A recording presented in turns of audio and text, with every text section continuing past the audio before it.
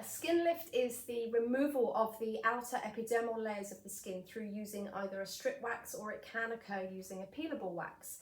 If a skin lift does occur, unfortunately, it's quite likely that that will reoccur on a future service because the tissue around the area is damaged. The most likely reasons for a skin lift is that the wax temperature is too hot, or if the stretch put in place for removal of your patch or strip is not supportive and strong enough.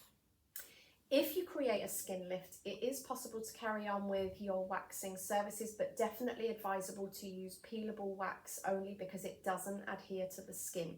Make sure your wax temperature is cooler than you'd usually use it, and work in very small areas so that you can really support and stretch the skin when you're removing your patch. My advice for how to treat a skin lift is to make sure that the area is soothed and bathed for at least 12 to 24 hours with a cold, wet compress. And once this period of time has gone, then they can use the Outback Organics Aloe Gel, and they can apply this every 2 to 3 hours.